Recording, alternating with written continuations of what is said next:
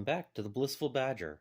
Today, I'm going to open and review Barnes & Noble's Dawn of War Onslaught box. Now, online you'll find they definitely mention that this is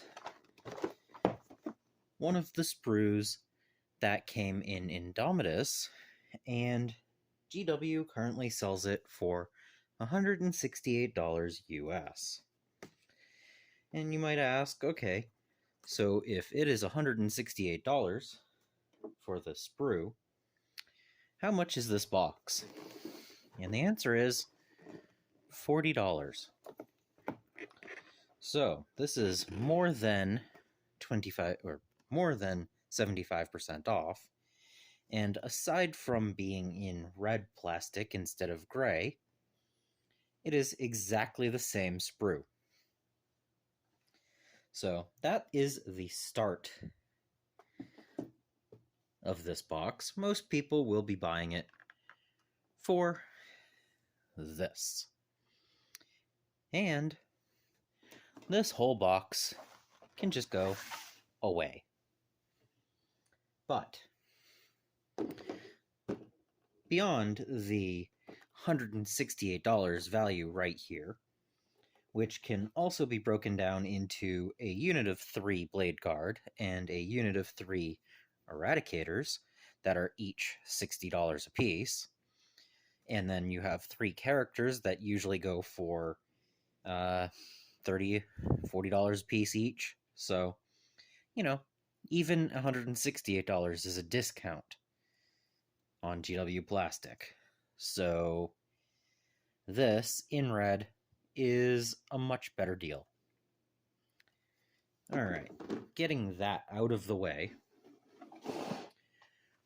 what else do you get in this box?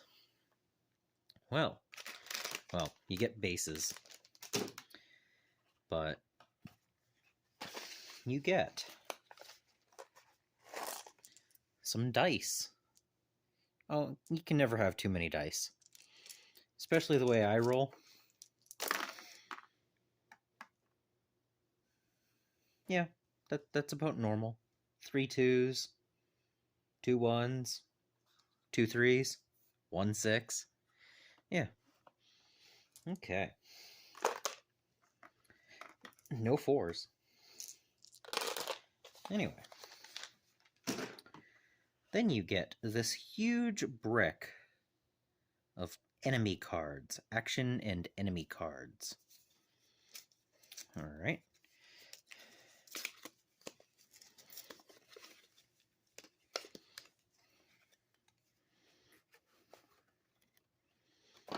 General actions, special actions, major threats,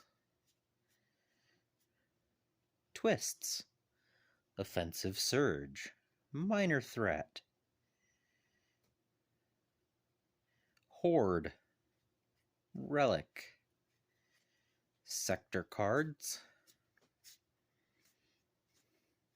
and attack sequence cards. With objectives, and then just a bunch of cards. And then the different characters have the different abilities. Okay. So that's a good stack of cards. But we're not done, because we also have fighter cards.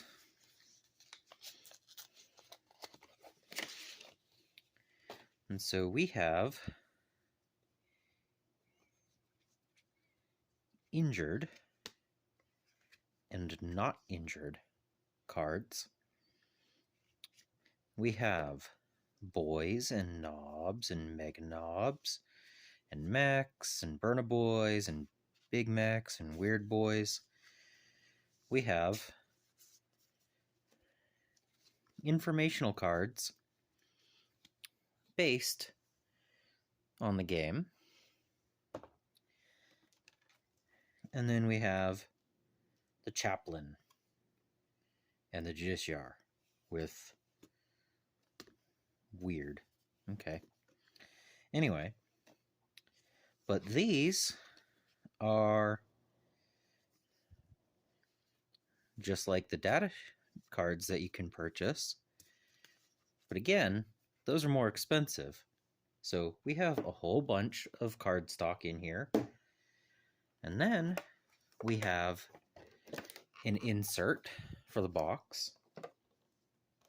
I mentioned that because it has spots for dice and cards and even the models once they're built to sit in. And then we come to the rulebook. We'll come back to this in a moment.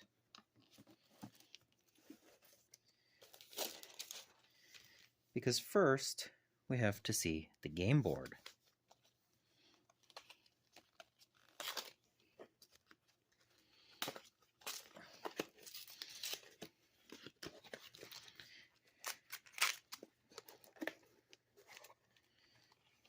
Alright. If I can get things out of the box, that would be nice. Alright. Okay. And we have a bunch of tokens.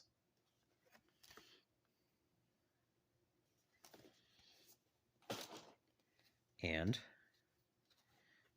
a heavy-duty board.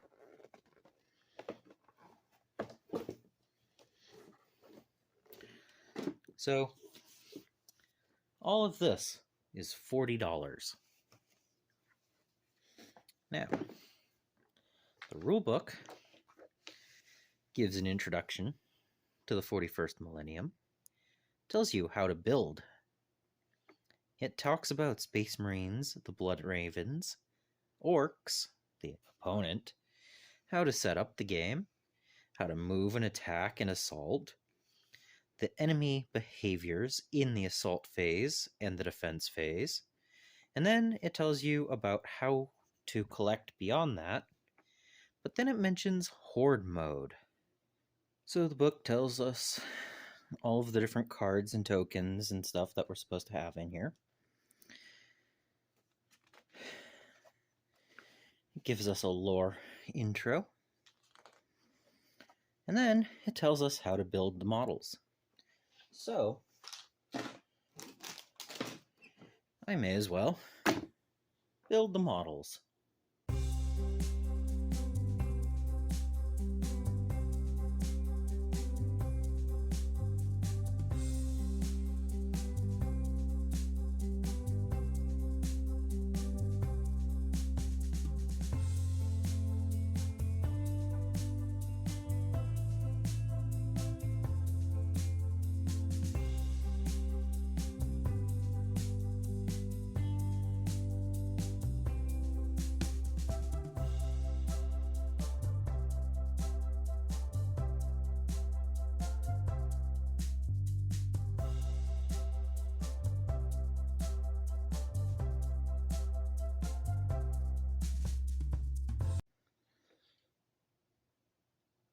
Alright, that wasn't a horrible build time. Sweet.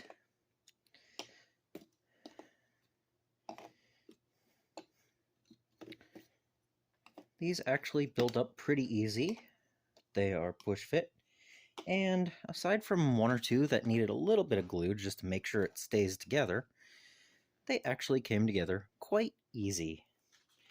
And the glue is just because I know I'm going to be using these after I paint them, and, you know, it's worth having them stay together. Alright, so Space Marines and the Angels of Death, and the Blood Ravens, and the Orcs. Nice little blurb about the Green Tide. Wah! And then it tells us how to set up the game. And the moving. and the attacking.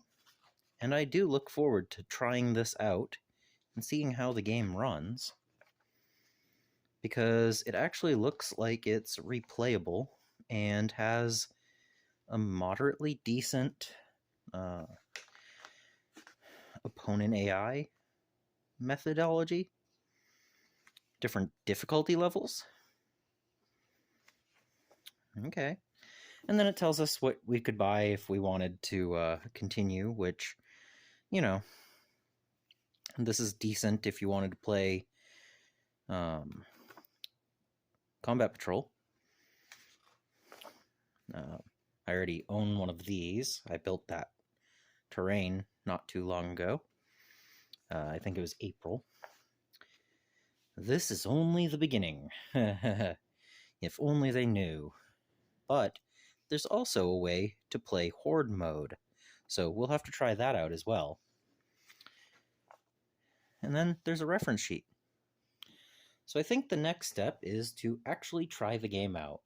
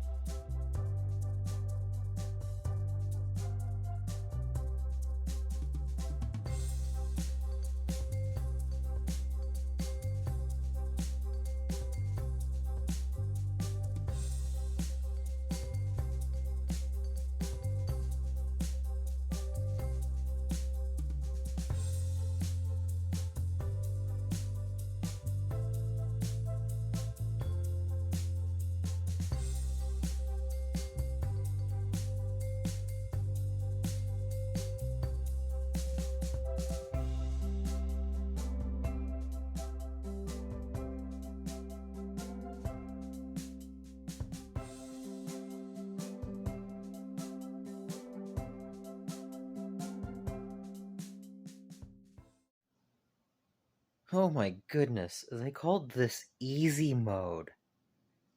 I killed the war boss with Brother Xyphus on 1 wound remaining. The other 3 are injured. This was easy mode? Oh my goodness. Alright, scoring. So, I score 12 points for each active objective. Well, I have 12. Yay. I score 6 for each idle. I have one of those. So I'm at 18. And I have 1 point for every remaining wound that each hero has. So that makes it 19.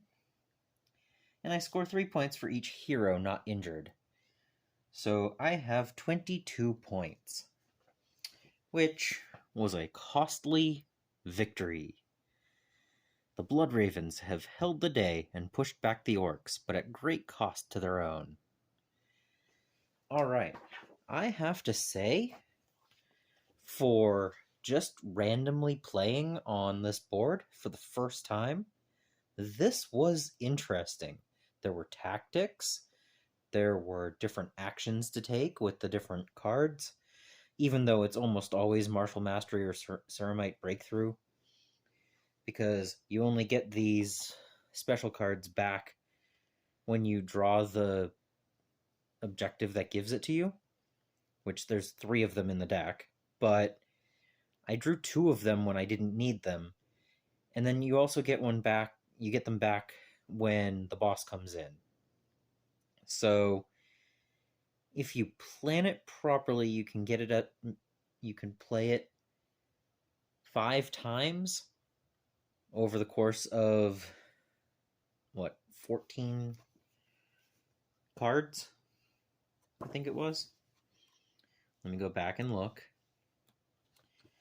It is 3 offensive surge, 1 twist, and all the major threats, which the major threats previously were, what did it say? 8. So yeah, 12 cards, 4 of them give you a second card, which you could end up drawing multiple of the reload at the same time. So there are some hesitations there.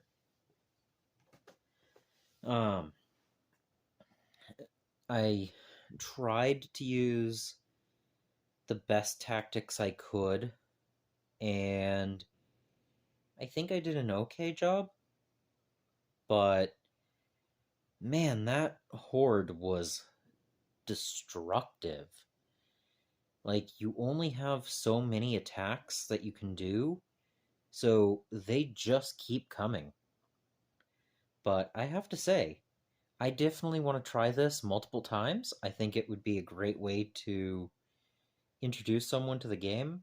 The mechanics are not quite the same, but I actually like how the tough mechanic takes away a die, but it just means you have less chances to hit your mark. A lot of the guys are just single wound, but I guess in a normal game it works out because Eradicators and Blade Guard both have high AP multiple damage weapons. So I think that works out pretty well, and I look forward to playing this again. I hope the rapid fire photos was a reasonable understanding of what was going on. I wasn't sure how long this game would take, and I didn't want to wear down my battery too much. It ended up taking about 2 hours because I was reading up the rule book and, taking the pictures and everything. I could have probably played it a little bit faster without taking the pictures. But yeah, I want to see what this is like if I do all Blade Guard and the Justiciar, or if I try out all Eradicators and the Chaplain, or the other game mode, like the Horde mode exists, and then they also have the mech major threats and the other major threats. They have other twists that I didn't choose. I chose the extra minor threat. But they have a ton of different things here. There's tokens and cards, and it plays well. This is a fun game. If you can find one for $40, oh, this is absolutely amazing. this has more replayability than Space Marine 2, the board game. But yeah, I'm looking forward to playing this again. And I can bring up to 3 other players to play, and it's a co-op game. So even that is amazing. The AI seems decent for the enemies. Yeah, definitely. It is definitely a good game. I am going to go leave a positive review.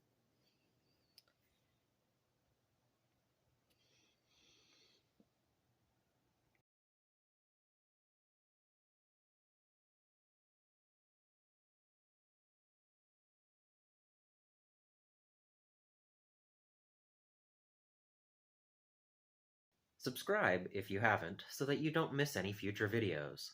I also want to thank my patrons and supporters for making these videos possible. And until next time, I hope you find your bit of bliss.